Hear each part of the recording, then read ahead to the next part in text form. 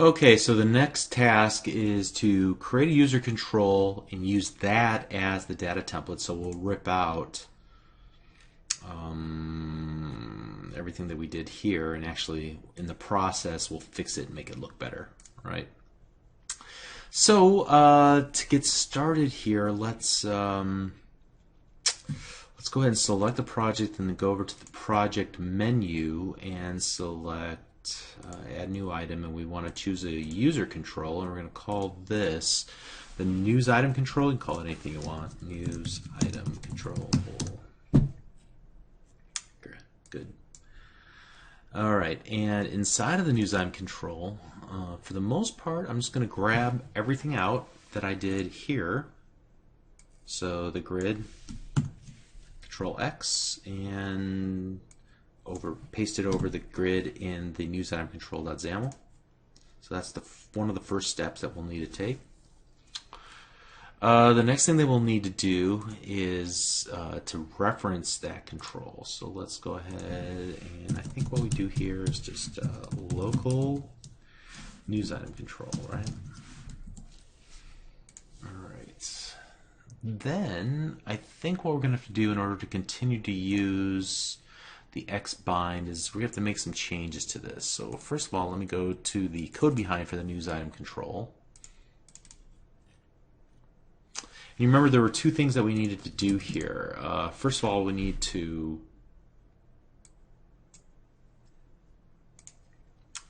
do something like this: public model.newsItem news item, and we'll just do a getter on this, right? So get, and we'll return this data context as model.newsItem. And that was all very templated. You could pull that directly from the cheat sheet. Then we just needed to handle the data context changed event, and we'll do this little lambda here and tell the bindings on the bindings that we have inside of our XAML to update themselves whenever the data context changes. All right, so then back here in the news item control, what we'll need to do is to set the xbind to news item dot image and news item dot headline and dot subhead and dot dateline. Great. And also while we're here, I'm going to go ahead and fix the alignment issues. So in this headline text block, I'm going to go relative panel dot align top with panel. There we go, equals true. And I'm going to make the font size a little bit larger, at least initially. And we'll turn on text wrapping. I don't think I told you to do this, but we're going to need that. Let me go ahead and put all this on separate lines so you can easily see it here on inside the viewable area. All right, so the next item, the subhead, we'll set it as the relative panel dot below the headline text box.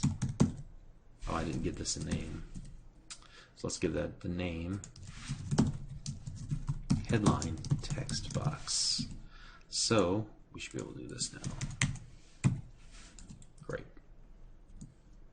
I'm going to set its text wrapping as well to wrap. And then finally, this bottom date line, I'm going to put that aligned at the bottom. So relative panel align bottom with the panel equals true. I'm going to set the font size something kind of small here to like 10. And that should be all we need to do there. All right, so at least that should space things out nicely. Let's see if this works.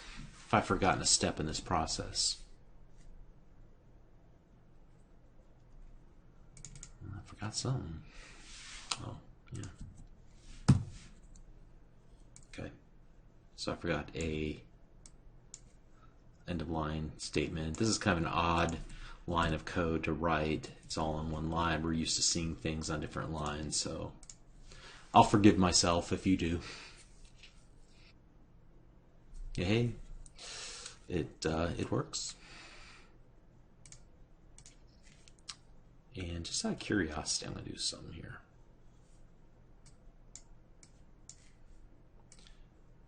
Let me resize this window. It's a little ungainly. All right, and we get the scroll bar. That's good. Awesome. You know what I think we need is the background color for this to be the light gray. So let me go to this, to the main page.xaml. In here in the grid view, set the background equal to light gray. And let's see what that looks like. Alright, you definitely have some padding issues in this guy inside of each of these items. So let's go ahead and add some padding around that relative panel in particular. So news item control, find the relative panel. Here I'm going to set the margin, and I'll set it 10 on all sides. That should work.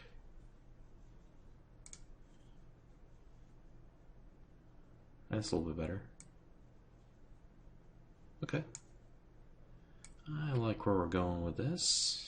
Okay, so I think that's all we really needed to do for this lesson. We created the user control, used it as a data template, styled it up a little bit better, and it's looking great. There's, I think, only one step left, and that is to add in the state management for the different state triggers, adaptive triggers. So let's tackle that in the last of the solution videos and see you in the next video. Thanks.